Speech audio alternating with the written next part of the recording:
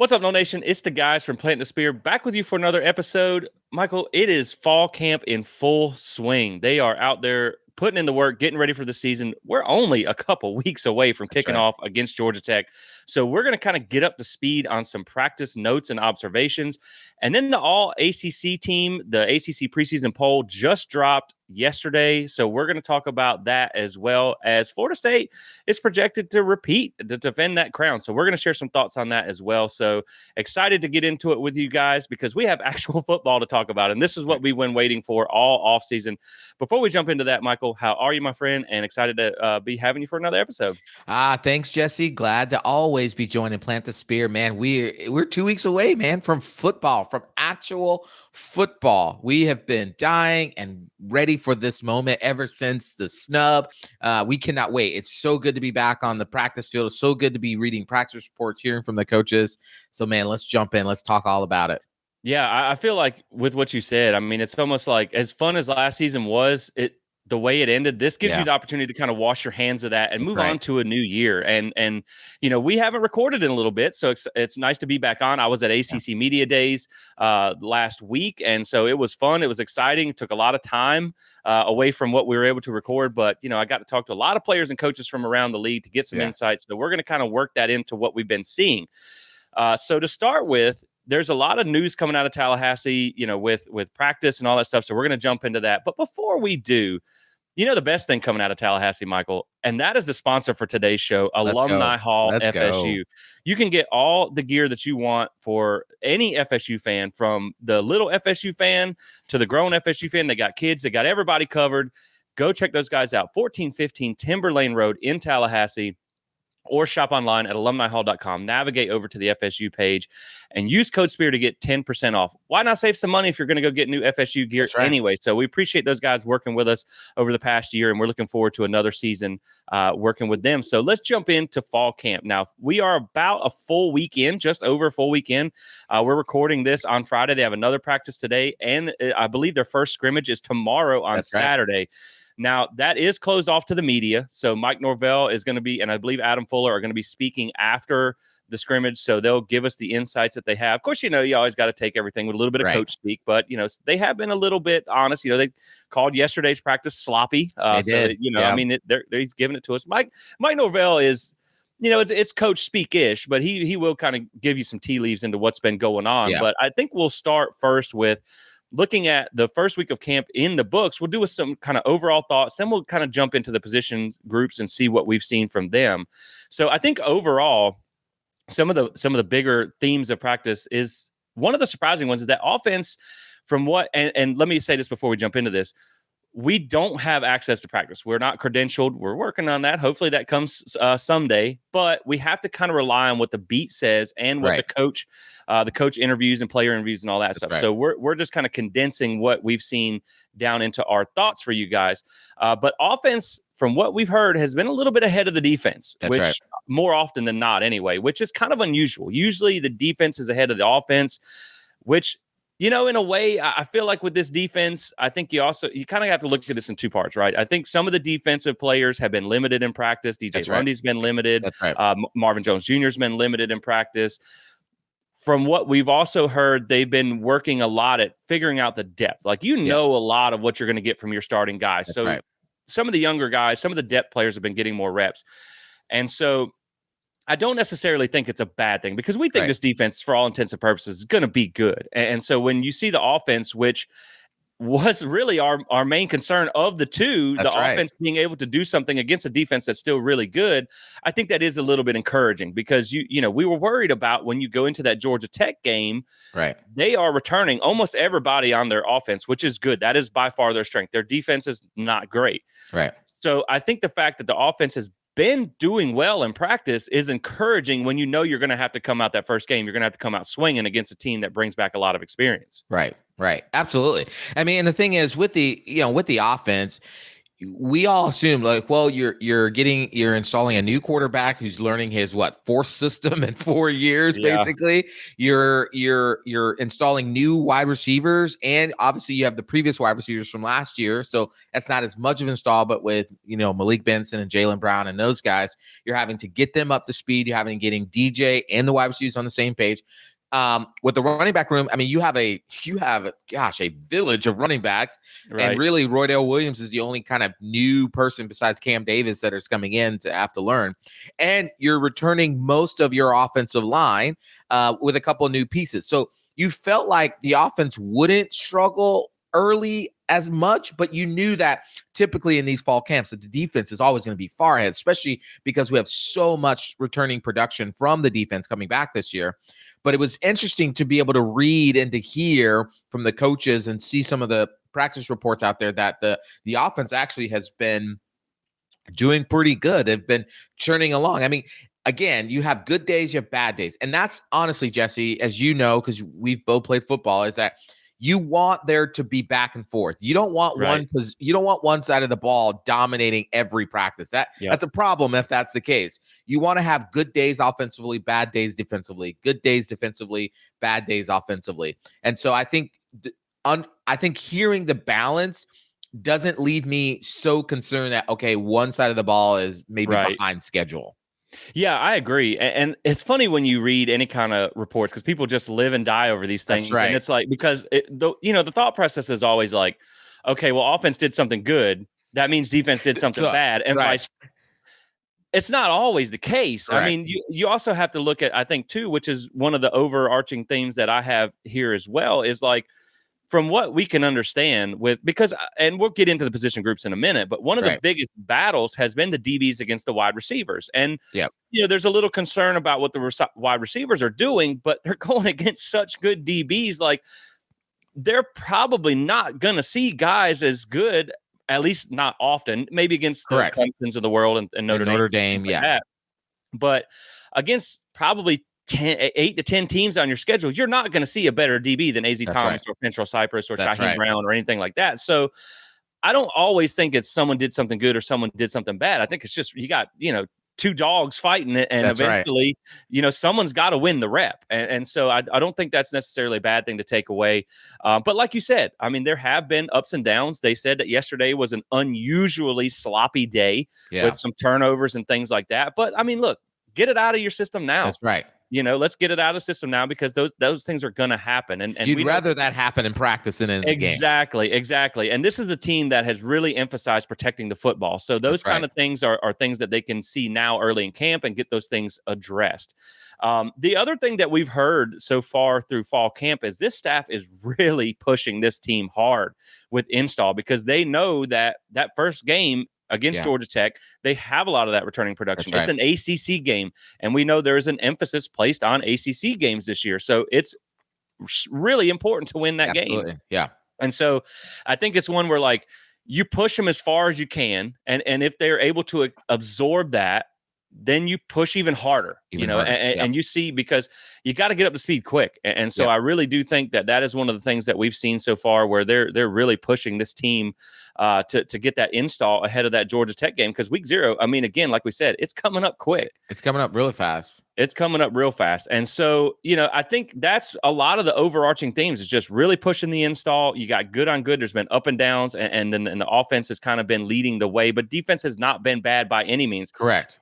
And we're going to get into some of the position groups now, but I mean, there's a lot on this defense that there is. I'm pretty excited about. So yeah, and I would say too, with the going back to the quick the install and the coaches, they what we're seeing out there is that the coaches have been really intense and intentional about how they're installing the offense and the defense and the play calls and what they're doing for Georgia Tech. But it's not even just that. If you've been around Florida State in the Mike Norvell era, you know that every practice they're installing bits and pieces for every game. It's incredible how they work through that. Like, they're not just installing for Georgia Tech. They're also doing a little bit of Boston College work. And then when they're practicing Boston College, they're going to do a little bit of work for whatever the next game is after that. And so you're seeing a lot of that happening. And I loved a DJ in one of his post-practice interviews. He talked about how he said, they're throwing a lot at them, but the beauty about it is that if they're confused or something, you see these coaches, because of the ability of the analyst coaches now being able to coach on the field, they're getting a lot more individual work so they can actually do more installing. Before, you only had the coaches that could only coach on the field coach, and so it was harder to do as much installing. But now that they're getting a lot of individual work, and now that these analysts are being also assigned to different position groups, you can do more of this intense install because you have this individual time. So I think that's key to a lot of what's happening with why they're pushing it and product. And then also too, I would say lastly is that I think this is really good because they're trying to also, like you talked about a little bit earlier, they're trying to see where the depth's at. Who's catching on, who's glimpsing the scheme and understanding why we're doing this. Why do we want to hit this post right there? Why we want to see the safety come down here, right? Why when the quarterback does this, that the safety needs to react to this way, the linebacker needs to do that. Because they're trying to see what depth can they build now as they're building towards Georgia Tech. Right. And there's still a few positions out there that have a position battle that has not been answered. And so I think they're trying to find out who is going to be able to take that step up. That's right. And no, I agree, man. I think it is impressive the way they do it. And really the extra coaching with the analysts is something that I heard multiple people talk about at media days where they're like, look, now you can even with special teams was like, now you can get more into the details on an individual basis because you have those extra hands in the pod. And so jumping into kind of some from what we've seen from some of the position group previews, we'll start obviously with quarterback. Obviously DJ is under the spotlight with everything that he does. We're actually going to be recording a quarterback position preview probably after we get done with this episode. I have one in the queue to be published on the website. And guys, I overdid myself. I went a little too hard on this quarterback preview. We're approaching. You went hard in the paint on this one. I promise you, if you're not sold on DJ after this, you never will be until he lifts a trophy. So make sure you check that out. I just want to make sure that it aligns with our episodes because I did a lot of research and put a lot of time into that episode. But overall, I will say that Norvell, he came out the other day and said he's been really impressed with DJ's progression, how he's accepted, or how he's working into that offense, how he's meshing into the offense, how he has control of it. And then, one thing that he talked about in one of his post-practice interviews too is how the quarterbacks get a lot of ownership in this offense. And so there's going to be a lot of relying on DJ in this offense to put them in the right checks, to put them in the right positions. That's right. And so you have to push that. You have to push that install to make sure he knows how to command this offense in the right way. But he says he loves the offense. He feels very comfortable in it. And I will say that I think there's two things to look at here. And of course, we'll touch on this in the preview with quarterbacks. But I think that is why you brought in DJU, because you have that veteran experience. I mean, he's played it, whether it's been good or not, he's played in 40 Power 5 games. So or at least 40 games at the Power 5 level. So he understands. He's seen it. He's been there. He's read the defenses. He's made the checks. There's nothing against Brock Glenn, but that's right. When you look at DJU, when I was looking at the quarterback preview, he has 2,500 more snaps than Brock Glenn. I also that's think a lot. That's a lot. I mean, that's a lot. That's obviously a few seasons worth. And one of the other things I thought that really came up a lot in ACC media days, and actually we got to talk to Mike Norvell about this, that is, I keep forgetting is changing this year, is the in-helmet communication. That's right. And so I think that is going to help. Now, it was interesting that what Mike Norvell said, and a lot of coaches said this too, where it's going to help you make those checks. It's going to help you put in his ear, like, okay, this is what we're seeing. Make your read and do X, Y, Z, but you don't want to overload him with information. You don't want him to be like, oh, what do I do? You know what I mean? I got so much information going on. And of course it does cut off, I believe 15 seconds or something like that on the play clock. So I do think from a new quarterback and a new system and an offensive play calling head coach, I do think that in-helmet communication is going to help DJ at least early on, you know what I mean? To kind of get a feel of what they want from him in the checks and the reads, but you want him to be able to go out there and take ownership of that offense. And I think he's done a really good job of progressing through camp. Here's the thing about DJ. He's not perfect. Nobody is. No. If you expect him to, Florida State will post some clip on Instagram and everybody's like, who threw that ball? You know what I mean? Because maybe it got picked off or whatever. And it's like, you can't expect him to be perfect. You can't expect every pass to be, a perfect spiral right on target. There's going to be a couple of throws that are here or there. I mean, we knew that when we brought him in, but I think overall he's doing the things that you're seeing him, that you want to see him do coming into camp. Absolutely. Listen, I remember at the beginning of the year, I mean, even DJ said this in one of his post-practice reports. He said, when I came in, I didn't have the greatest grasp on the playbook, at that spring game, he had a very limited knowledge of what the plays that they were calling. But over the summer, as they got out of spring practice, I mean, he was just in that playbook. He was with those wide receivers over and over again. And now to hear Mike Norvell say, man, he is encouraged, he is impressed with the way that DJ has a handle on that playbook now. He has ownership. And as you said, they really do. They really, like, Jordan Travis had unlimited freedom at the line to make those checks. Yeah, he did look over occasionally because Mike Norvell might have saw something that he didn't see, but Mike Norvell gives a lot of freedom as he builds the trust with his quarterbacks, and you're seeing that now. He's talking about that in the post-practice interviews of how he's trusting a lot more of what DJ is seeing and feeling and making those checks at the line. As well as the fact, too, that, listen, like you said, not every quarterback has flaws. Peyton Manning and Tom Brady had flaws, okay? They weren't the greatest quarterback. Michael Vick had flaws. I know that makes me sound old calling back to all those names, but these were great quarterbacks, and they all had flaws. DJ is going to have some flaws, but the man, as you said, has over 2,500 snaps. He has won everywhere he's been. He knows how to go into big games and play big time games. As you know, our old coach Jimbo used to say, big time players make big time plays in big time games. Well, DJ has done that. He's been there. So it doesn't shock me that Mike is saying, man, this guy is light years ahead of where we thought he would be at this point in time. He's leading the team. He's exhibiting leadership. And DJ's not like a rah-rah guy. He is a very much, I'm pull you aside, let me talk to you. And that's what we're understanding is that the players are responding to it. The offensive players are responding to it.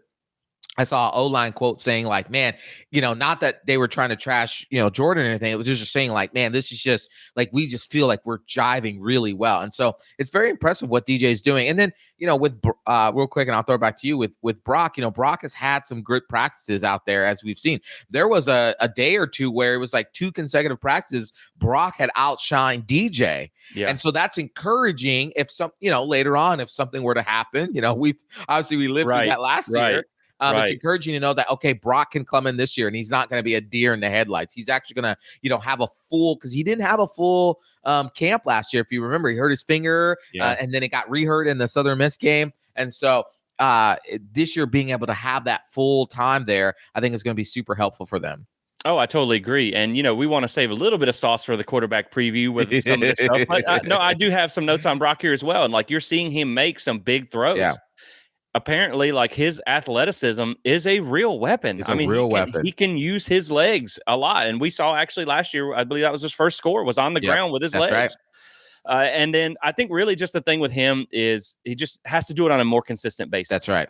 And obviously that comes with experience. And that's something you can only get with time in camp. And like you said, not only did he miss time last year, he also had to miss the spring game this year because he had injury again. So, I mean, for me, really the biggest question with Brock is staying healthy, more than anything. Right. But I also think when you look at Brock, and this is something that we're obviously going to touch on in the quarterback previews, is I think you hit the nail on the head. I think the gap between QB1 and QB2 is much smaller, and that's not a shot at DJ because correct. Yeah. Jordan was just really good. Tate was just not as nearly as good as what Brock can be, and that's no shot at Tate either. Right. But I just think that, like, if you have to go to QB2 this year, I think you're in a better position with Brock having another year in the system, having some game experience, good or bad. And Mike Norvell actually talked about that. He was asked about that at ACC Media Days, where it's like, what did you learn from that bowl game? And he said, man, it wasn't good experience, but it's experience, and you learn from that.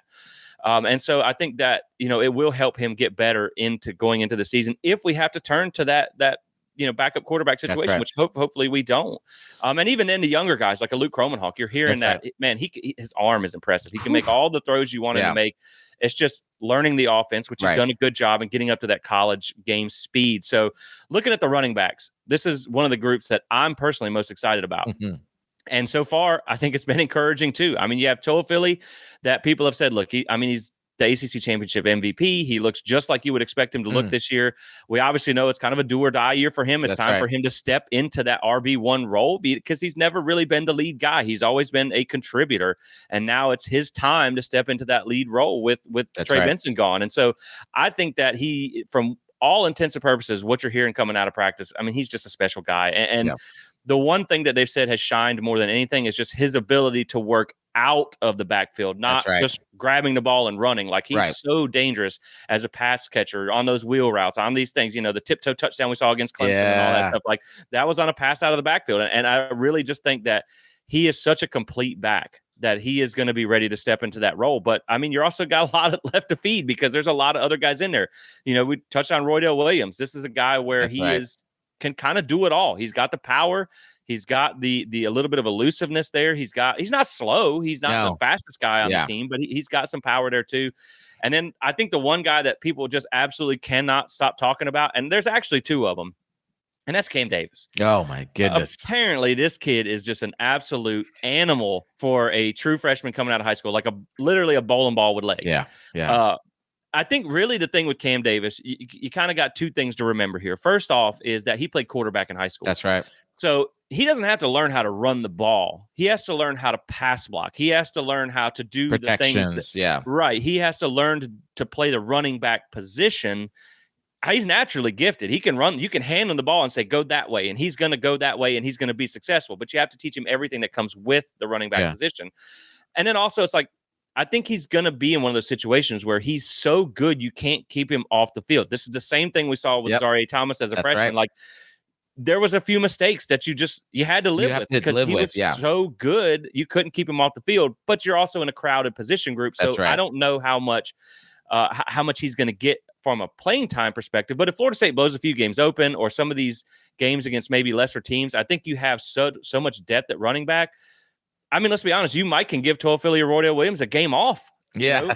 Because, the other guy that has really stolen the show is Mekhi Danzy. Yeah. They're talking about like this guy might be and again, there's no shot at Toafili. This might be a better version of Toafili. He's got size. He's got dangerous speed. And even Toafili himself said that he's further developed than he was at that stage. And so, I mean, this is a guy that they cannot stop gushing over in practice. So, man, you already just like, I think the thing about the camp, like we talk about camp in a 2024 perspective, really one of my biggest takeaways from camp is like, man, if we keep all these guys going forward, golly, man, we are going to be good going forward because like you already have a power back in Cam Davis. You already have a speed back in Mekhi Danzy who are almost stealing the show as freshmen. Right. They might not even get to play that much this year. And these guys are already stealing the show. So super impressive. And I'll kick it back to you on the running backs with just one more guy I want to mention is Sam Singleton, the guy who really I think is the most overlooked back in the entire room. We've talked about how he's a speedster, and we saw that in the couple of carries he got last year. Didn't get a real big workload as a freshman. There's also been some talk about him breaking through some runs up the middle. So like he's got a little bit more to him. And then of course you got Keziah Holmes as well in there. But man, I think overall from what we've heard from this running back position group, it's been impressive. Listen, they say the old saying is a bird in the hand is better than two in the bush. But what about when you got like 8 in the hand? And 10 in the bush. And 10 in the bush. Like, this is like a good problem, right? You just have a stable of just stallions, of Mustangs, of running backs that you can just pick and choose. I mean, you could put the freshmen in there. Yeah, you worry about like protection issues and have they picked up the scheme as well as that.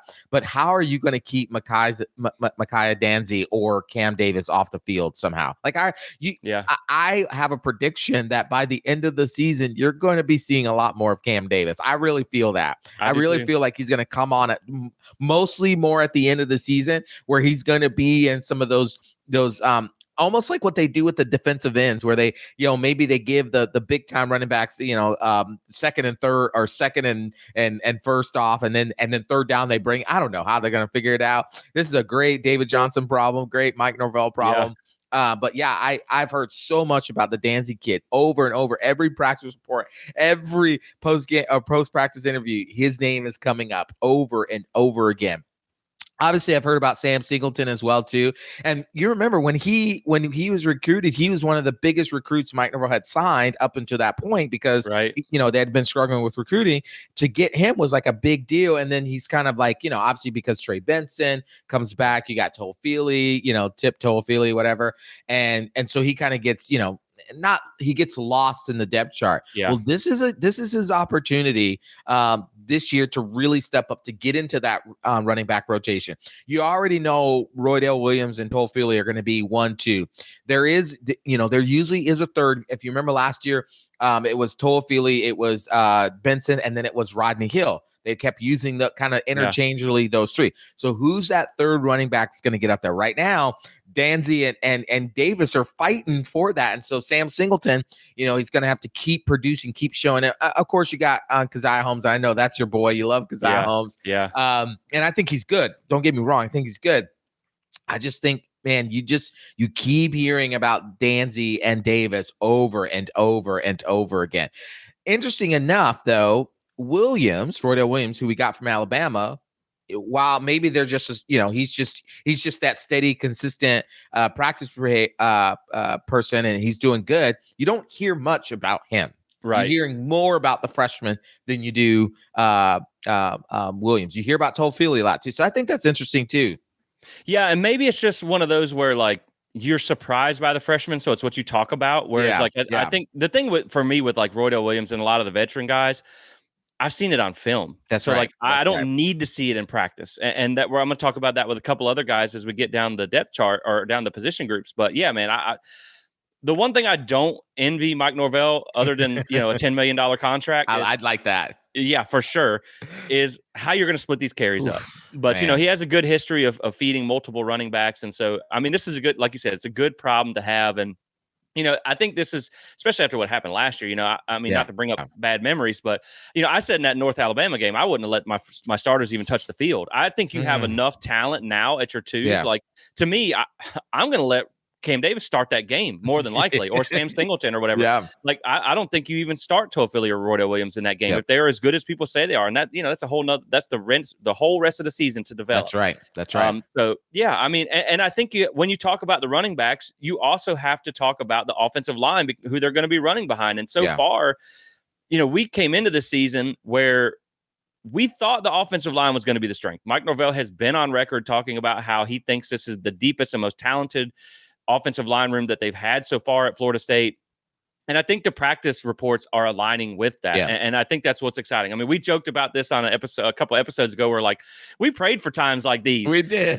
Because I always use this reference. I was talking to somebody the other day at a Charlotte Seminole Club meeting that I got to go to, which shout out to those guys. And also, if you're in the Carolinas, we're going to be doing some stuff together coming up. So make sure you stay on the lookout for that. But you look at a guy like Julian Armella, probably anywhere from 2015 to 2022, he probably starts as a freshman. That's because he's just the best you got. Now it's year 3, and you don't hear much about him. And so I just think that speaks to where we're at on the offensive line. Doesn't mean he's not good. Doesn't mean he's not doing good. Correct. It just speaks to what we have. And I think the most encouraging thing that I've heard so far is that Darius is that guy. And like he is everything that they've made him out to be. He's preseason all ACC guy. Mike Norvell said he thinks he can be an All-American type of guy. Right.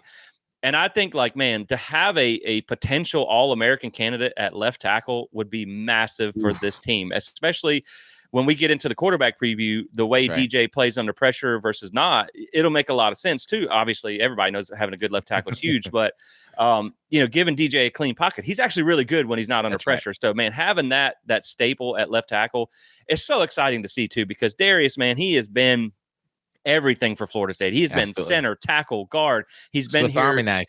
Right. He's been here during the bad times, and he's been here during the good times. So he deserves it, man. And I'm excited to see that camp reports have been everything that he has said. It's just going to be, can you stay healthy all season? Because we know this offensive line last year just got beat up. It did. It really did. And then Robert Scott's back. That's been good to hear too. Now, it sounds like there's, he's battling for the right tackle spot.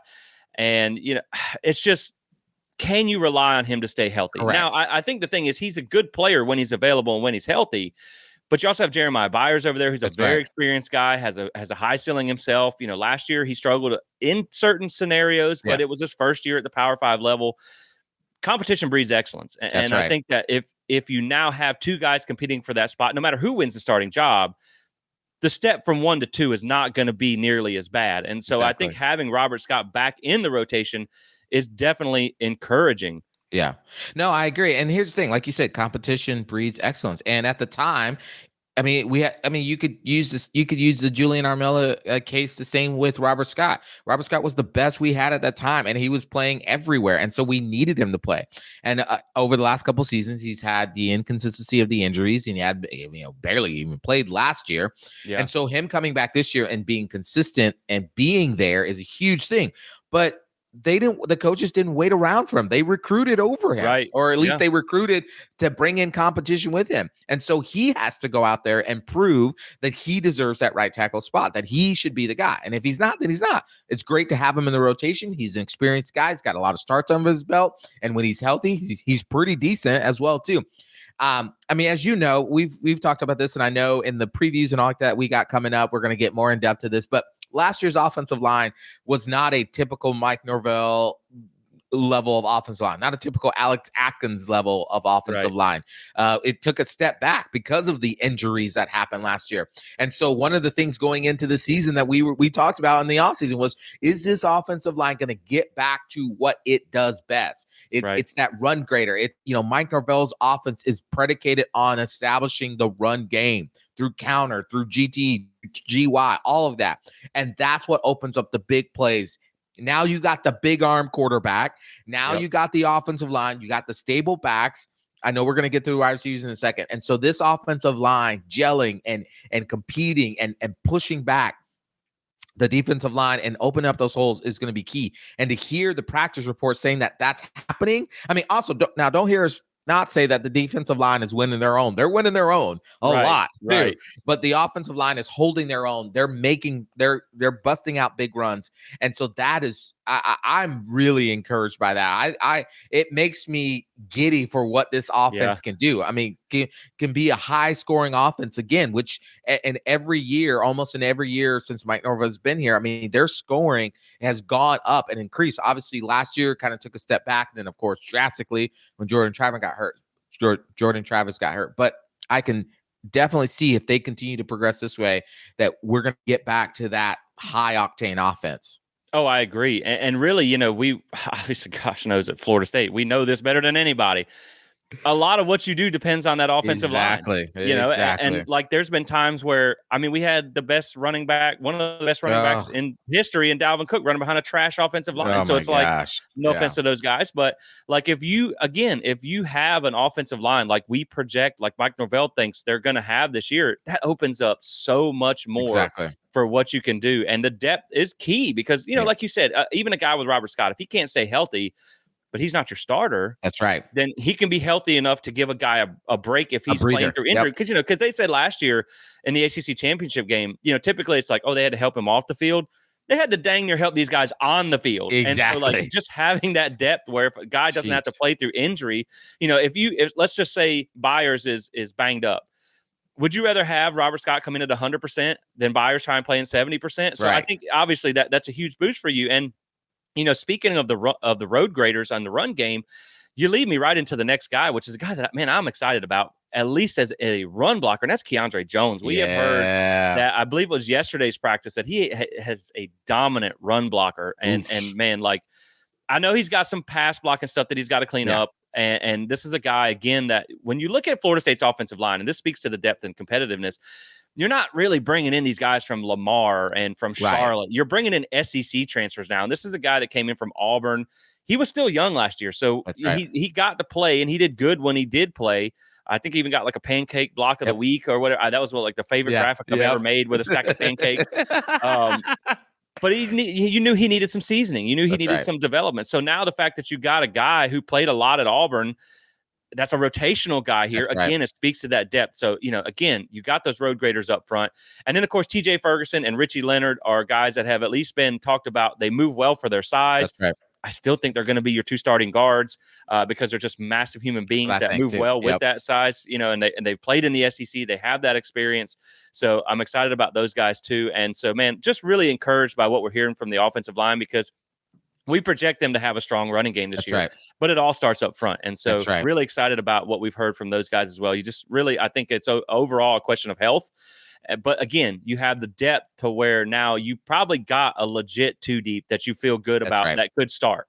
Yep. And then as far as wide receiver goes, now I will say it's funny because this is the one where we feel the most doubt, right? But when I asked Mike Norvell about the wide receiver group, we talked about the way I posed the question was there's a lot of talk about how this team doesn't have a lot of experience, right? Yep. But it's also a talented group. And so where do you find that difference in what's more valuable, talent or experience? And the one thing that he said, and you can go check this clip out, I believe I posted it on our YouTube as well, is where he said, these guys have experience. It's just they've not been the top producers at their position.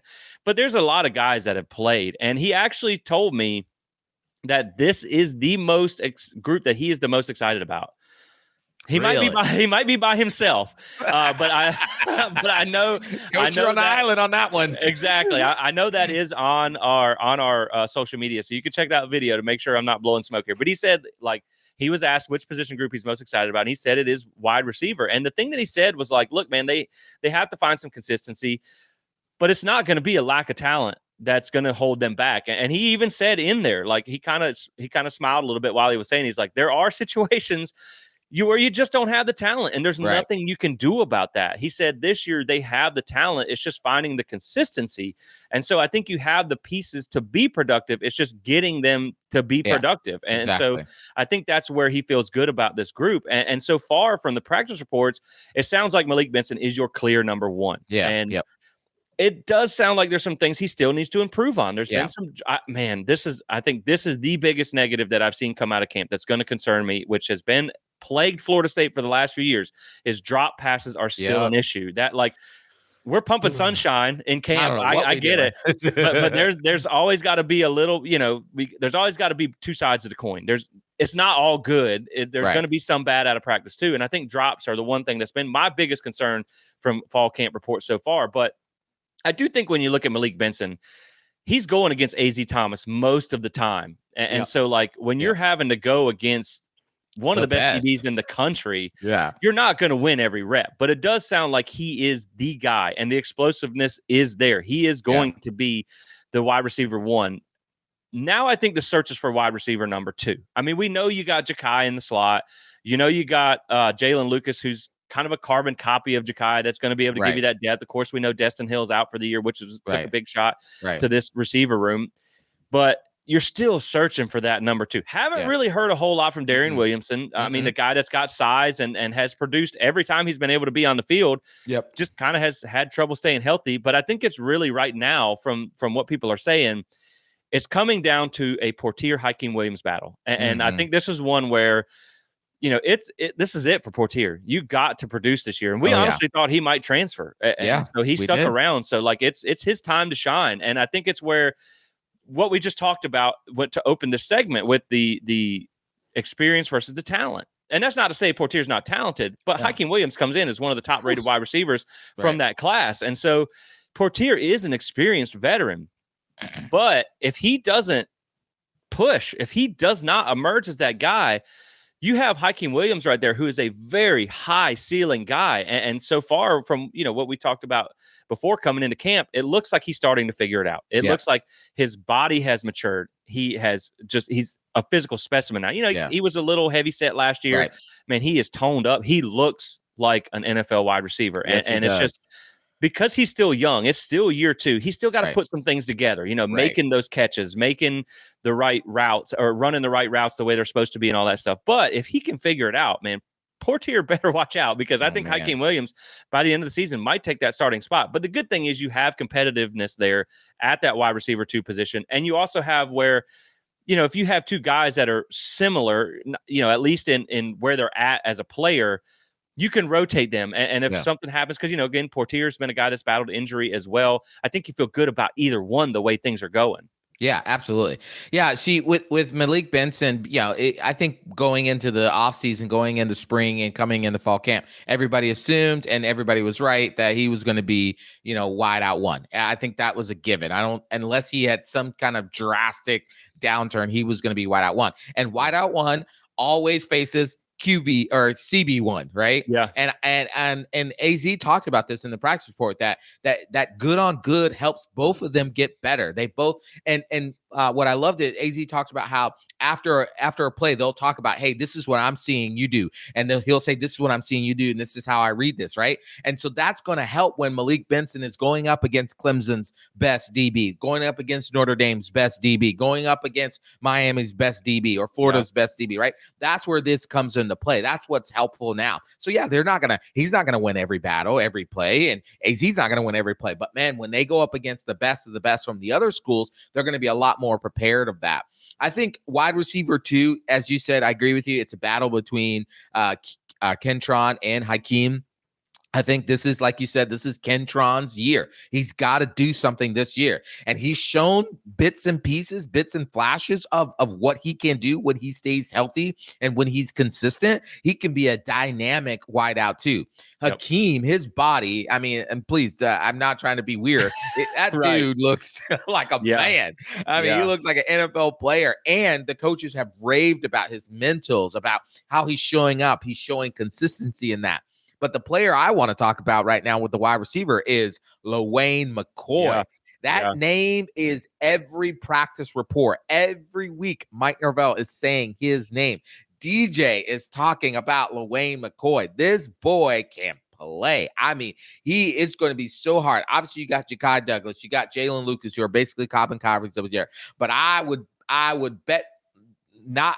I'd bet my bathroom because I don't own my house, but I did some work on the bathroom. So I bet my bathroom that this dude is going to see the field a lot this season. LeSean McCoy, just keep that name in mind. He is flashing every practice. Yeah, he was actually next on my list to talk about because he has probably been the most talked about wide receiver outside of Malik Benson because people just want to know about Malik Benson. That's right.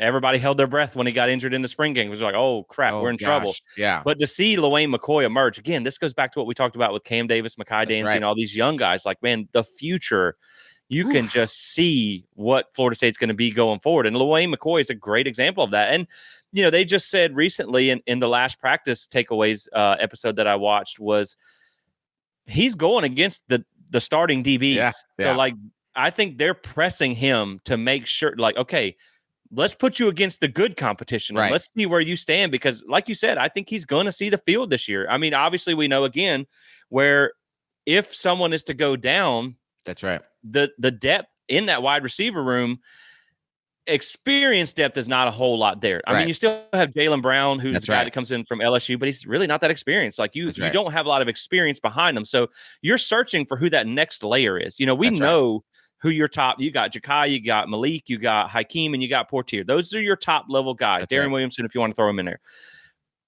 You're looking for that second level if something were to happen to those guys. And I think LeSean McCoy is going to be a guy that's going to play his way onto the field. And man, I'm just excited to hear about that as well, especially when you're doing it against the best DBs that you got. So to round out the offense, tight end position, I think the top takeaway here is Kyle Morlock has really stepped up this offseason. We knew last year that you had Jaheim, who was going to be your featured tight end, coming from Division III was going to be hard, or Division II, or whatever shorter is. It was going to be an adjustment period. I mean, you just never went against that level of competition. He was a little light in the seat as well. I think it was like 250 pounds. I will say the first thing that I noticed in the film alone is that he is more physically developed. Yes, he is. He looks more grown this year. And actually, Mike Norvell talked about that at ACC Media Days. He said Kyle Morlock really took ownership of trying to prioritize developing himself physically in this offseason for a couple of reasons. Obviously, to be a better, just tight end in general, but for also the blocking aspect as well. And so I think he's going to do better in blocking this year. He's also worked on his pass catching because we know he did good last year, but he had some drops that probably shouldn't have happened. Third down in Miami, right? But so far, man, some of these catches you're seeing him make out of these highlights coming out of practice, like Morlock. it looks like he's going to have a really good year. And we know Mike Norvell likes to feature the tight ends. And you've lost a few guys with Biscuit leaving and Raheem being out. So you need somebody to step up. And I think Morlock is more than ready to do that. Then obviously I think it's kind of like Morlock and then everybody else. You're still looking for what you're going to get out of Jackson West. Obviously a big physical guy who can be a good blocker for you.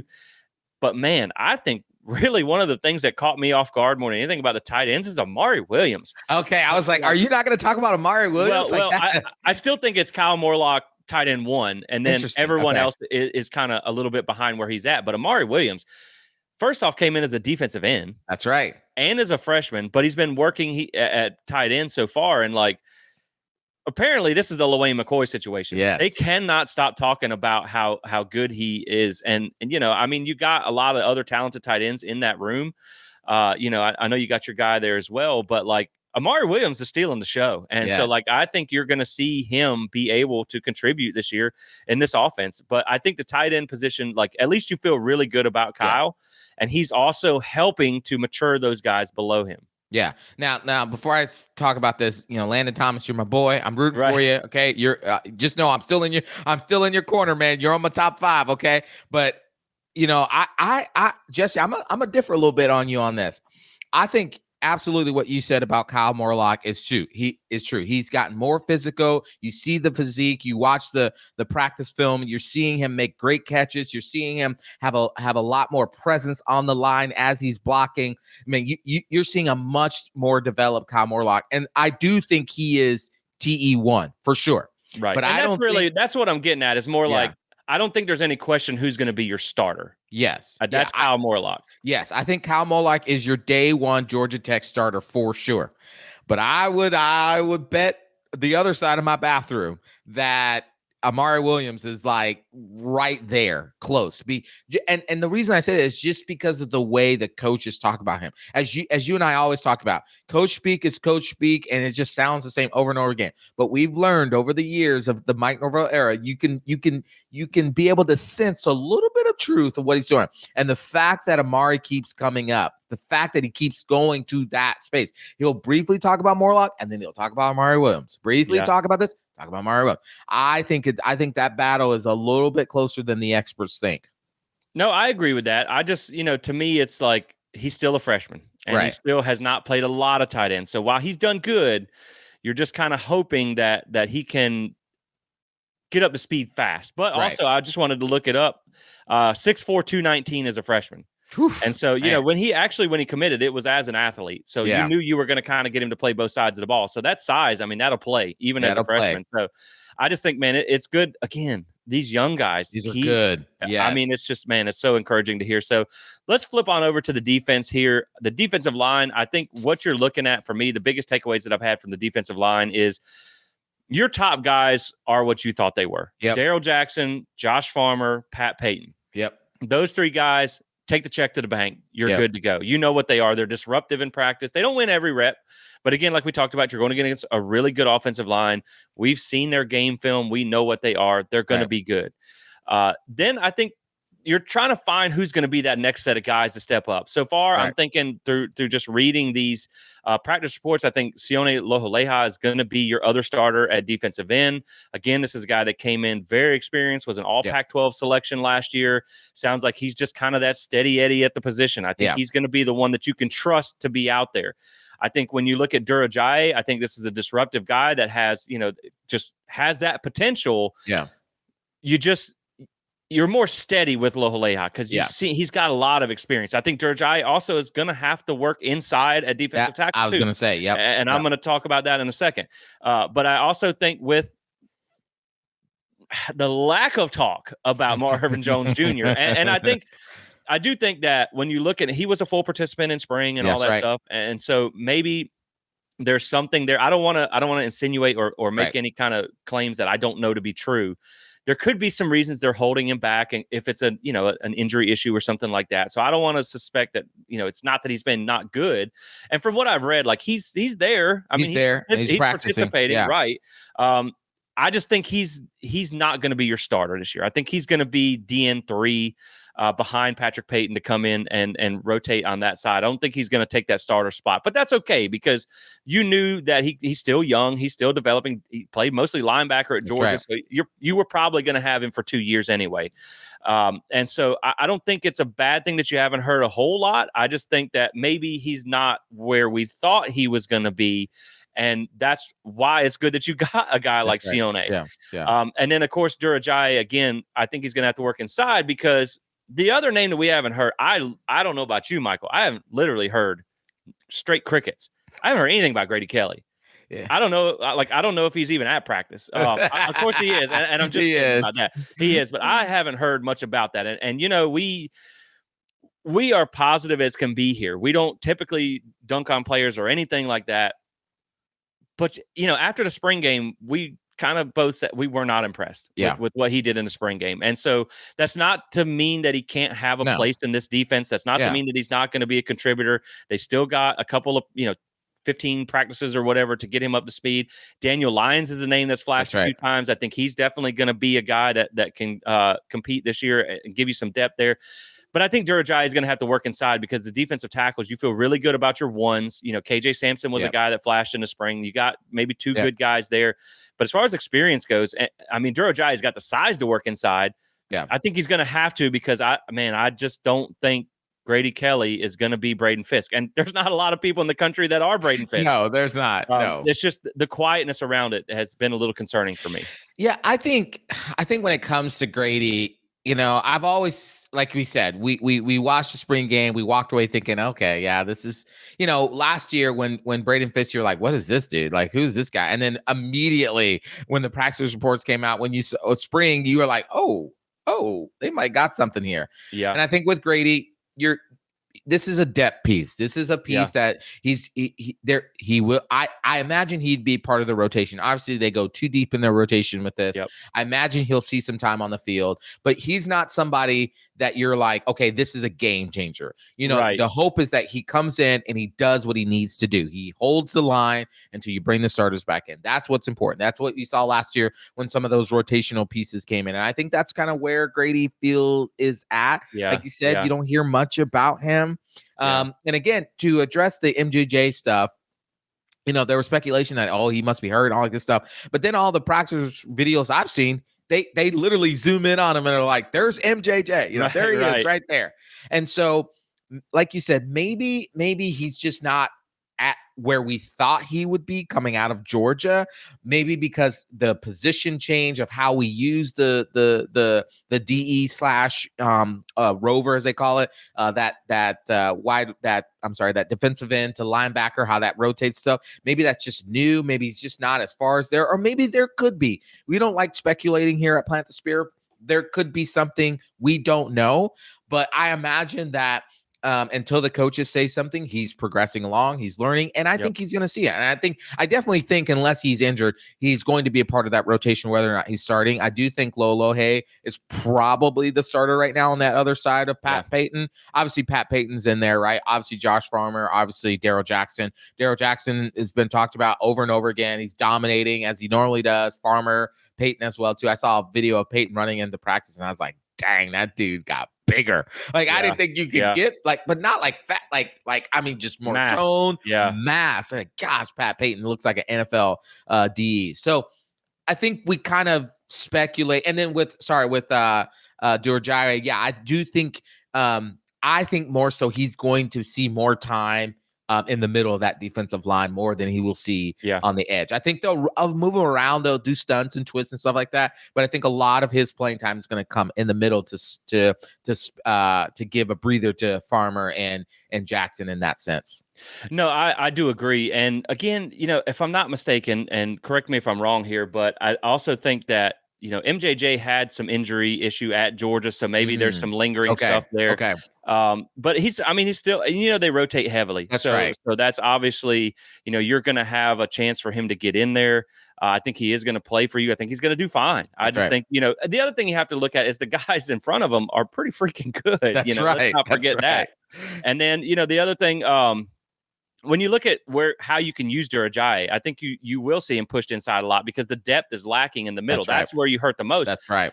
But like some of the guys that we don't talk about that we know are pretty good that have been talked about in camp, you also have Byron Turner, who apparently has taken a good step this year. And then, Jaden Jones is a guy that gets overlooked. That's right. I mean, he came in as a JUCO guy that was hurt, 6'5", 240 on the roster. I mean, this is a guy that can contribute too. So you have an overflow of defensive ends. So I think that will give you the opportunity there. And you're right. When you look at Grady Kelly, he was brought in as a depth piece. That's what he was brought in. That's right. Because, you lost a lot of the guys on your defensive tackle room last year. So you really needed you needed somebody. And so I'm not saying he's going to be bad, but honestly, if you get 10 snaps a game out of him, exactly, that's good enough. And so let's go to the next position group, which, yeah, man, music to my ears. Honestly, we have to eat our crow on this one, man. This is where we felt the worst coming into the season. And I think this might be the most positive reports coming out of fall camp. And that's at linebacker, man. First off, let me just say in our defense, had we not have gotten Cam Riley, we're probably not talking about this the same way. Apparently Cam Riley is that dude. He is that dude in practice. And first off, I just want to say, on the roster, he is listed as 6'5", 237 pounds. So you bet not throw it over the middle. Exactly. That dude is boy's taking it to the house. He's going to take everything from you. Apparently he had a pick six on a screenplay the other day. So like his read and react is very good. He's got incredible size. He can cover. He can stop the run. And he's intuitive. He's really good at accepting what the offense is trying to do. Like there might be, I don't know, man. He may not be the most impactful or important addition of the offseason through the portal, but man, he might be one of the best additions. Because I mean, he if he is what they say he is, and I would love to be at practice seeing it from my own eyes. Me too. Because you kind of have to trust other people's opinions. But if he is what they say he is, he just took your linebacker room from like, oh man, I hope we're not bad, to like, oh man, we might be good. Yep. And the other thing from the linebacker room is, one, as we mentioned before, DJ Lundy has been limited. But here's the thing about DJ Lundy, and this is actually when you go back to what I talked to Mike Norvell about at ACC Media Days about the talent versus the experience, and when he said he thinks this team is actually experienced, that's kind of a myth. The first guy he pointed out was DJ Lundy. He's like, look, this guy has played since he's been a true freshman, so he has the experience. So for me, DJ Lundy has enough experience in this particular defense. Yeah, I don't care if you practice, just get healthy before the season. He knows the scheme. He knows what he's doing. I mean, obviously you want to see him at least by Georgia Tech week be a full go. But for me, with him, just get healthy, man. That's all I'm worried about with DJ Lundy. But I think if you have DJ Lundy and Cam Riley as your two backers in the primarily 4-2-5 scheme that they run, I think you feel so much better about that position group.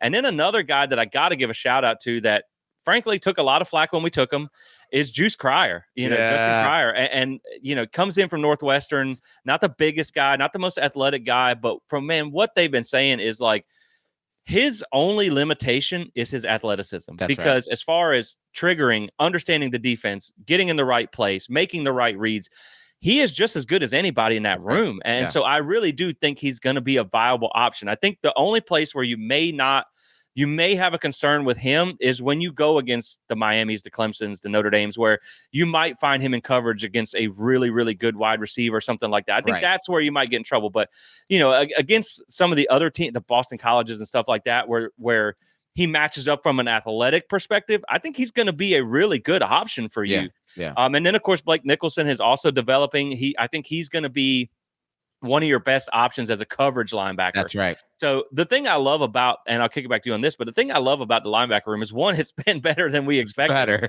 First off, but I think you do have a good base of skill sets here. You have DJ Lundy, who, if I'm not mistaken, was the top graded run stopper by PFF last year.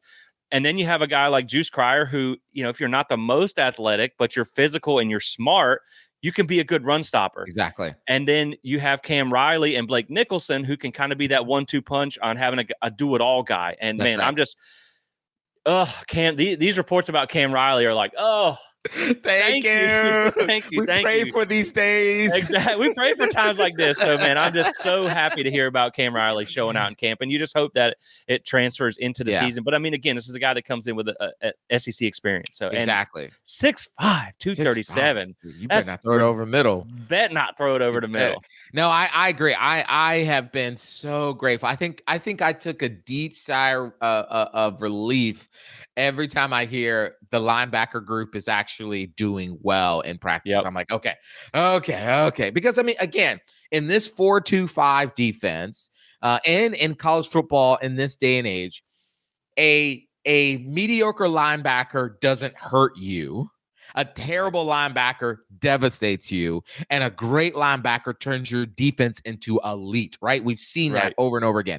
And so what we were saying was like, man, we just need them to be just consistently okay. Okay, then I think we can get it. So we're not saying that these are elite linebackers or anything of that nature, but all we're just saying is that the fact of the matter is that you're hearing about Cam Riley and the way he's leading, the way he's getting to plays, his athleticism, his intuitiveness, his ability to stop the run, his ability to be in coverage. And then what I also think is really key is that, and I thought you were going to get to this, is the fact that these linebackers outside of Cam Riley, who's a do everything linebacker, Blake Nicholson, who's still continuing to become a do everything, you can interchange them depending on down, distance, and situation. If it's a clear run situation, you're gonna put Juice Crier in there, right? Because you know that he can get down there, he can get into the run, right? If it's more of a pass situation, then you're leveraging Blake Nicholson. I've heard a little bit about DeMarco Ward being good in pass coverage as well too, and so you can interchange these linebackers depending on the situation down and distance. And that's good. That makes the defense multiple in that sense as well too. And so it's just good to know that there's a chance, the chance is higher than normal that we're going to get average to good linebacker play. Now, if we can go good to great, come on now. Yeah, and I mean, I think it's just you're in a much better position than you expected to be. And we haven't even talked about Sean Murphy yet. Now, he's kind of been a quieter guy through camp.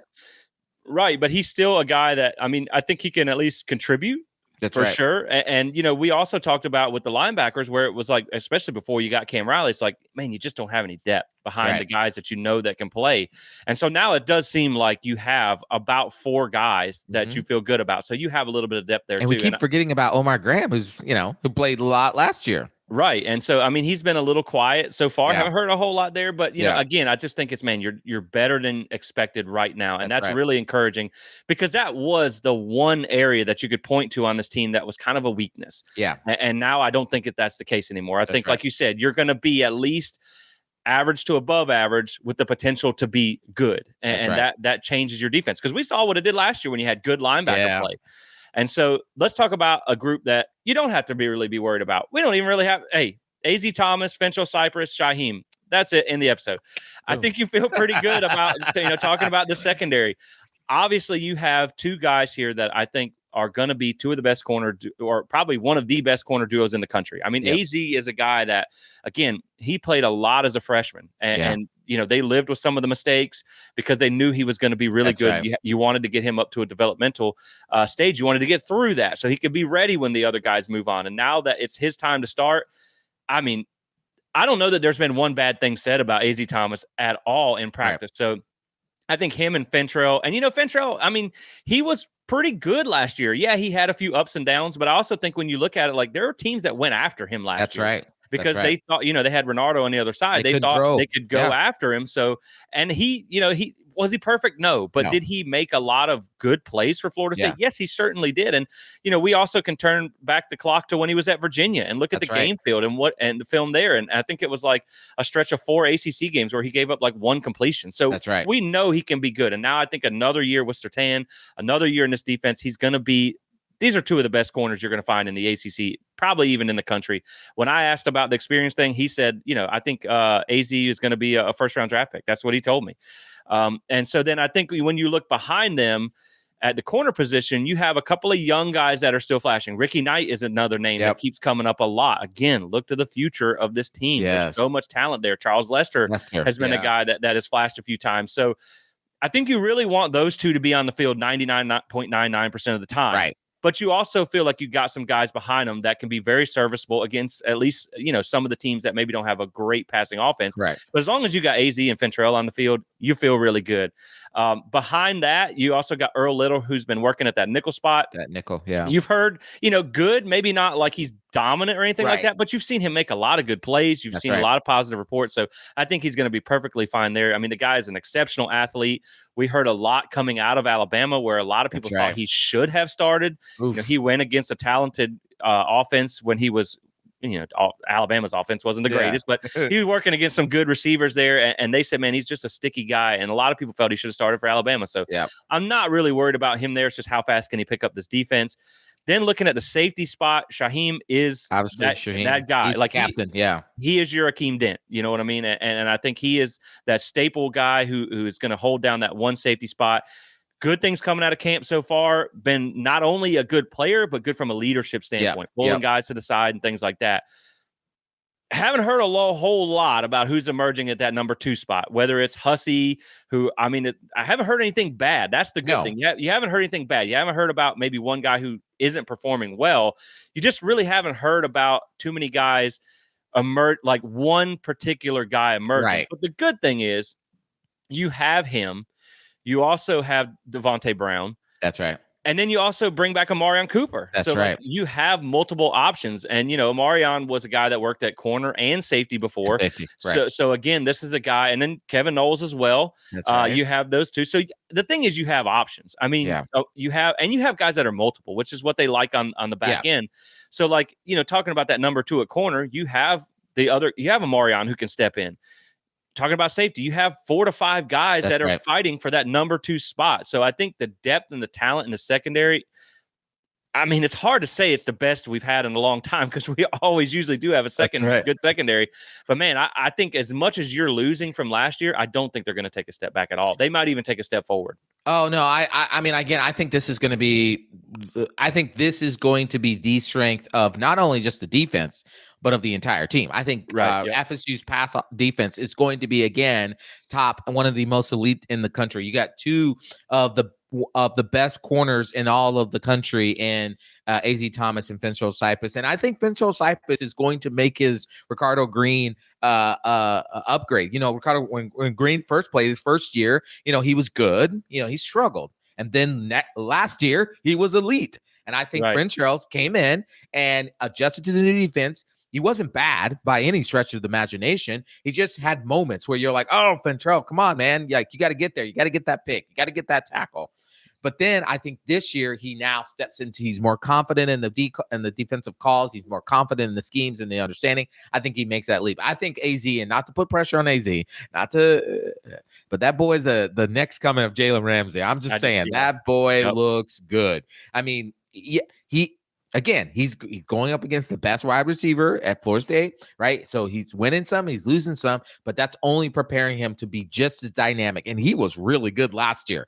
And so I think he's going to be as great. Well, obviously Shaheem, and he's the leader. I call him the captain. I don't know if he's actually the team captain, but he's the captain. He's going to be in charge of getting that defense set, making sure they're ready to go. I think he's got that position locked down. Jesse, I actually think because we're not hearing a lot about the other safety position, this might be an opportunity where I've read somewhere where somebody who gets access to the practice report had said something in the effect of that you might see a rotation in that second safety spot where, one player has this many, and they're just trying to find in this early game, okay, who's going to be that consistently player in that spot, and then the backup of that. But you might early on in the first couple games see a lot of rotating at that safety spot as well. I could see that too, because again, Georgia Tech has a good passing offense. That's right. BC, Lord knows Thomas Castellanos tore us up last year. But at the same time, man, I do agree. And I think when you look at Hussey, that's a guy that probably has the most talent in the room. Right. But you also have a lot of experience there too. Right. And so, again, it always comes back to that talent versus experience. What do you trust? But the good thing is, like you said, you got depth and competition to work on that. But, yeah, man, the worst part about having AZ is, this is probably going to be it. You know what I mean? Like you want him to have a really, really great season, but if he does, then this is going to be it. Right. But that's a potential first round draft pick. But again, like we just talked about, all the talented guys that are behind him, you know, one more year of development, and then you could see a Charles Lester step up. You could see a Ricky Knight step up. So, man, just really excited about them. And then to close out the practice stuff, obviously special teams, you know, it was a weapon for us last year. And frankly, it was not a weapon for us a couple of years ago. So having good special teams is going to be big. And so far, you know, I think it's cool, man. You saw some of the clips on social media of like the pressure situation they put their kickers in where the entire team stands around them. Like, man, I would be nervous. I would probably ping it off somebody's helmet, you know, like 3 yards to the or 30 yards to the left and into the ground. But, you know, I think first off, you got Jake Weinberg who nailed one. And that kid's talented. I mean, that kid's got a leg. He is going to be excellent for Florida State going forward. And you feel a lot better, you know, no offense to, I think it was Tyler Keltner last year who really didn't. They still stuck with Fitzgerald, who had a big bounce back season. But if he were to struggle, you feel good about Weinberg. Obviously, magic is real, though. Yeah, he was the top rated kicker coming in. But then you see the next day, they're like, okay, well, the freshman had ice in his veins. Let's give some love to the vet. And Ryan Fitzgerald hit the same kick with the same pressure situation. Cold killer. Right. So, man, I think you got good kickers there as well. And I did ask Norvell about special teams there too at ACC Media Days. And he said, you know, it's a game changer for them, especially with Master Mono. He thinks he's the best punter in the nation, and he's an absolute weapon for them. Right. And from all reports, he's had a good camp as well. So a lot to come out of special teams. You know, just good news. You also got Deuce Spann working at kick return and Jalen Lucas, which is so crazy to see them two standing back there. Like, I think Deuce could probably put Jalen on his back and they could just like, you know, do some kind of fake or something like that. It'd be interesting. You got one guy that's like 6'4" and one that's 5'10". So it's going to 5'9". It's going to be so interesting to see that. But yeah, man, super excited to see what they can do in the return game this year, because it can be a game changer for them. That's there may be a situation where that does change the game for them. So that's going to wrap it up for the practice reports. Let's just do we'll go to a hurry up offense here because we're already over an hour. But we'll talk about the preseason ACC stuff that just come out. This was a poll that I actually got to vote in, being at preseason or ACC media days. And I had Florida State as my number one. And so to give you the top order here, Florida State comes in at number one, picked to be the preseason ACC champion with 81 first place votes. Clemson was number two with 55 first place votes. Miami did come in at number three, but they were a distant third in first place votes with only 17. NC State was fourth with 8 first place votes. Then you had Louisville, Virginia Tech, who got 5 first place votes. Newcomer SMU came in 7th. UNC, Georgia Tech actually got a first place vote. I met a really nice Georgia Tech guy at ACC Media Days. I'm probably sure that's who voted for him. Cal was a surprise. 10th in voting, but 2 first place votes. So I don't know. Man. They're California people. Maybe they had a couple brownies on the flight over or something like that. Then you had Duke at 11th, Syracuse at 12th, Pitt at 13th, Boston College all the way down at 14th, and also had a first place vote. That's a little weird. Wake Forest at 15th, UVA at 16th, and Stanford just, you know, continuing to do Stanford things down at 17th. You know, it's funny, actually. It's funny when we talked about, there's a lot of questions at media days about the new NCAA 25 game and, you know, how players have played it and all that. And someone was telling me, they asked a Stanford guy about it, and he's like, man, I don't even have a gaming system. You know, he's probably in like the science lab or something, like doing some kind of solving world hunger or something. Exactly. So it's so funny, the difference. But, you know, I think it's huge for Florida State to come back and be number one to defend that crown after losing so much, that the confidence, you know, and again, a lot of these people that vote is 170 media members. A lot of these people are from the Carolinas. So you could see where they might pick a different team, not Florida State, especially, you know, with the way they feel about us right now currently. But, you know, I think for me, when I went through and I looked at this, obviously the talent is big. And I think when you look, just kind of summarize my thought process on how I voted, was Florida State, Clemson, and Miami are obviously your 3 leaders in talent. And then I think when you look at Virginia Tech, they're the most experienced team. They're number one in returning production in the country. They actually have a pretty decent schedule. And I think NC State is a contender because, one, they got Grayson McCall, who comes in at quarterback and gives them a little stability at that position. They also have some good receivers and some good running backs. They always have a pretty decent defense, but they got basically Louisville's schedule from last year. That's right. Louisville coming into the season was like, man, they got a cakewalk in the ACC schedule. Oh my gosh. And they made the ACC championship game. So that's kind of NC State this year. Yeah. I actually, man, I debated on this back and forth for a while. I actually had Virginia Tech as my number 2 team here to make the ACC championship game. And that's just because when you look at them, they return so much. Kyron Jones, even though he just kind of ran his mouth a little bit about how Doak wasn't good, but, obviously he got blown out there. So you might want to watch what you say there, buddy. It was obviously tough that day. But, I just think, man, with what they got coming back, really, if they don't lose the games that they should win, if they don't get upset, they got Miami on the road and Clemson at home. You win one of those two, because really, when you look at the ACC this year, one of the things that I find interesting is I think there are so many pretty good teams. Like, I think you have Florida State, Clemson, and Miami up top. And then I think, like, 4 through 7, man, it's tough to call. I went back and forth a lot on how to seed these teams to submit my ballot. And really, I think you're going to have a slim margin of error. I think there's going to be a lot of one-loss ACC teams because there's a lot of good teams. And so I think, I think if you lose more than one ACC game, you might not control your destiny. And really, I think for Virginia Tech, if they win one of those 2 games, they have a good chance. Now, Miami, I think, should be in Charlotte. They should play for the ACC championship. They got everything going their way. They got their quarterback. It's year 3. They got talent. I just don't trust that coaching staff. And then I also think Cam Ward is a little bit overhyped. And then, they do get some of their toughest games, Virginia Tech and FSU at home. They go to Louisville and Georgia Tech. Hey, we'll see if they can see if they got a victory formation installed yet. But and I think with Clemson too, man, I get number 2. They're still one of the most talented teams in the country. But like, is Cade Klubnik going to turn it on this year, or is he going to have another kind of tough season?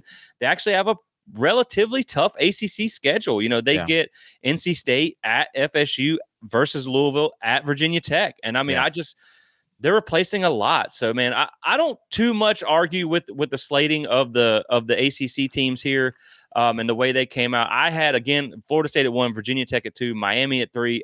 I had SMU at 4 ahead of Clemson because their ACC schedule is pretty easy. They only get, I think it's Florida State and then Louisville in back-to-back weeks. Everything else after that is pretty easy. But man, I mean, again, I think there's about 3 teams that are going to be competing, and then there's about 4 teams behind them that could all be contenders to make it to Charlotte. Yeah, absolutely. Yeah. I mean, again, if I had been there, I would have put Florida State number 1. I actually don't necessarily disagree. Until I mean, I know last year was a flash in the pan for Clemson not being as great, but you got to remember, they did go on to win, I believe, 5 straight games to end the season, and then winning the bowl game as well against Kentucky. And so I until you slay that dog, I'm going to keep thinking it's going to rise up again. Right. Dabble has proven in his time at Clemson that he can get him ready. He can get him prepared. I mean, he's won 2 national championships. They've been in the hunt, almost every year, post Deshaun Watson, all like that stuff. So I'm okay with Clemson being at number 2. I think Miami, I would agree with you in the sense of that. I think Miami has the schedule that if this coaching staff can get their butts out of their head and get their head out of the butts, I think that's what I meant to say, and actually like coach and do something, they could be right there at Charlotte, right there. I mean, their hardest game is outside of their non-conference game is Florida State coming to Miami. I mean, that's going to be their hardest game to play. And so, again, obviously, I'm predicting us to win that game. So they might have definitely 1 loss in the ACC. But they should be able to have the schedule to be able to compete for a chance to play at Charlotte. I think Florida State has probably the more difficult schedule of the ACC. And I think Clemson might be there as well, too. The easiest is definitely NC State and Miami. And so, listen, if there's a year for them to show up, this would be the year. Yeah, I think really anything short of an ACC championship appearance, I don't, they may not win it, but man, I think it's a letdown on their part. And one thing that I did mean to say about us is I think our schedule is harder than people think. Yes. I really do. Yes. I mean, Phil Steele has it rated as 12th hardest in the country. Like, Cal is not a bad team. No. They got one of the best. I mean, I gave Jade Knott one of my votes for ACC running back of the year or whatever. It's funny. Actually, I didn't know this until media days, but apparently Cal's quarterback is from Miami. He was a Miami fan, only got a walk-on offer. So he went to Cal, and I was like, how you feel about, playing them two teams? So he said, man, very awesome kid. I mean, really awesome kid. Didn't have anything, he didn't give you any kind of stuff. But the one thing about Florida State for me is, even with that hardest schedule, the reason I put them back, even losing all that stuff, is one, this is technically the most talented team Mike Norvell has had at Florida State. Yep. And I know Dabo's got 2 rings on his hand or whatever from national championships. They have not been the team that since they lost the coordinators, Tony Elliott, Jeff Scott, and Venables, they have not been the same team. Yeah. And I think Mike Norvell is the best coach in the ACC at maximizing talent. And we've talked about that before. Yep. So that's why I think Florida State, even with a little bit of a harder schedule, is still going to make it back. Yeah. Even if they were to drop an ACC game, I still think they'll make it back. And so to round out the all ACC stuff, the first team all ACC did get released. Florida State had 4 players on there: Darius Washington, Maurice Smith, Josh Farmer, and Alex Mastromano. I think I'm pretty sure I voted for all of those guys to be all ACC. The one that caught me off guard was I voted for Patrick Payton. When I went to the defensive end, I was like, well, I'm going to look through the rest of the list, but I already know one of my spots. Click and drag Pat Payton up there. I'm surprised he didn't make the list. Yeah. I really am. Miami actually had 5 players on there. Little surprised by that, but when you look at the defensive end, Ruben Bain made it on there, and the kid from Louisville, who's very good. I mean, you only get to put 2 in there, but man, I really do feel like Pat Payton was a little bit snubbed there, but maybe he'll use that as some motivation. But, overall, looking at, again, this goes back to Miami. You had the most players to make preseason all ACC in the conference. If you don't produce this year, man, you might as well just box things up and close that. You give it the death penalty, because it's never going to happen. If you can't make it happen this year, it might not ever happen. But, congratulations to those guys for making the preseason all ACC team. Obviously, you got to go out and earn it. That's right. And we'll see how things end up at the end of the season. But, man, again, this stuff starts coming out. You get these preseason polls and all this stuff. That means we're close. And to mention, Cam Ward got preseason ACC Player of the Year. I knew that was going to happen. It's a polarizing name. We'll talk about that later in a Miami preview. I think that's, I think we're overselling that a little bit. But I did get to talk to him too. He does know about the FSU rivalry. Super respectful kid. Nothing against him personally or anything like that. He was a good interview, but just really excited to start seeing the preseason stuff come out. It's cool to see Florida State favored as the team to repeat. And, it looks like if this is right, we're going to get that matchup we thought we were going to get last year, where you might have to play Clemson twice, because, that's what we all thought last year. Yeah, we did. Then the Duke game happened, and we were like, whoa. What happened here? So, I think it just really depends on their quarterback situation. If Klubnik can step up, and, they lost basically their entire defensive line. So, but they're bringing a lot of talent back. So we might see that Florida State Clemson matchup for the second time of the year, like we planned on last time. But Michael, unless you have any more thoughts, man, I think that's going to probably do it for this one. I know this was a little bit long, but we had some catching up to do, and we had actual football to talk about. So you can probably tell the excitement in our voices to actually get to talk about fall camp and all the things that are leading up to the season. So unless you have any other thoughts, man, I think we'll just close it out here. Make sure you guys check out Alumni Hall FSU, our title sponsor for this show. I mean, again, we're 3 weeks from kickoff. Now, whether you're going to Ireland or not, you might be 4 weeks from your first game in Tallahassee. So go get some new gear from those guys. Use code SPEAR to save 10%. And, of course, stay tuned to Plant the Spear. Drop a like and subscribe. Hit the notification bell so you don't miss some of these episodes coming up. We're going to record probably 2 or 3 of them today, 2 or 3 more next week. It's really going to start ramping up, so you guys don't want to miss out. Like I said, I got a ridiculous quarterback preview coming up. So make sure you guys check that out. Stay tuned to Plant the Spear for all your FSU coverage, and we appreciate you guys tuning in. Until the next one, go Noles. Go Noles.